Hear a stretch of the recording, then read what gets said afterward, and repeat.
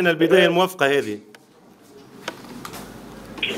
عايش التركيز يعيشك سي عبد الحي. قل لي ظهر لي كان قل لي سي عبد الحي، ظهر لي كانت اليوم بدايه صعيبه شويه، خاصه من ناحيه لي كارتون والاربيتر ظهر لي مشيش معنا برشا اليوم. انا بصراحه تعرف محترم لكن الكل خاصه المحترمين بس ما عندي مشكله قام بمباراه قيده بالاختيار. اكيد ما تعرف تعلم تم اخطاء الاخطاء تمسك نلعب بنفسينا اكيد نلعب بنفسينا. انا شيء اللي حسبناه واخذ بالي خدمنا في المختبرين في المباريات الذكيه لعبنا تخطيط ولعبنا في الدفاع حققنا شيء هذا الحمد لله بالقناع. الحمد لله بالقناع ولا يعني حاجه مش باهيه ما لقيناها في المباراه الاولى حققنا القناع.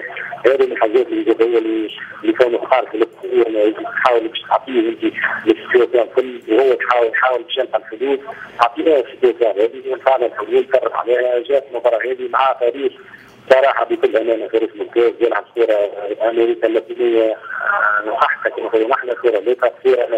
عندنا 4 ل 5 لاعبين في الميدان في الميدان الهجومي بسرعه الثبات الكره معناتها حاجات اللي تلقي اي دفاع كما تشوف برشلونه هي تلعب شفنا نحن ندخل لعبه في نعطي 16 متر 50 في برشلونه عادي معناتها هذه حاجات حظ منهم اللي علاش عندنا فخور بهم خاطر سهليه كما يقولوا مش سهل سرعه بريك في وقت معناتها خرجت 70 دقيقه كنت ماهيش زدت فريق معناتها يلعب كره هجوميه ويجي تخدم شغال ويجي تاخذ شيء معناتها ثم حاجات فريمون تنصحها من البيت الحمد لله لعبوا بكليس نحن نطبقوا التعليمات اللي خدمناهم وكانت الحياه ونور بلادهم فريمون شكرا لهم. سي عبد الحي مبروك مره اخرى على البدايه هذه الموافقه علينا كل التوانسه الكل. ومباراه نهار اثنين تبدا تحضر من توا بعد الكونفيرونس تبدا ديجا تحضيرات على المباراه الجايه.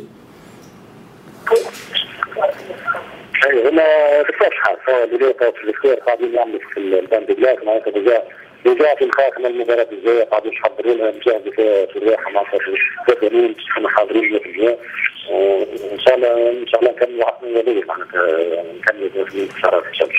كيفاش لقيتوا اليوم الجاليه التونسيه في الملعب المباراه عبد الحي؟ كيفاش؟ الجاليه التونسيه اليوم المشجعين التوانسه في المباراه كنا حكينا قبل ما تطلع الشارقه قلنا يمكن دوزيام ميتون يكثروا واكثر على خاطر يخرجوا من الخدمه اما ظهر لي من الاول حاضرين اليوم. جات جاليه متميزه صراحه شجعونا وقت حقيقيه الامتنان صراحه بكل امانه معناتها فريمون شكل خاص لهم ونحن الحمد لله ما خيبناهمش معناتها فرحنا حتى ولو انه رجعناهم شويه انا في الاخر معناتها كما قلنا احنا دخلنا الفرحه على قلوب الناس اللي جات تشجع فينا وحتى قلوب الناس اللي كانت تشجع فينا عبر الاخير وانا عبر السمح وحطنا راسي تحمل كل الناس اللي شجعت. سي عبد الحي مشكور وان شاء الله ديما بهكا فرحانين وان شاء الله بالتوفيق لمباراه نهار اثنين.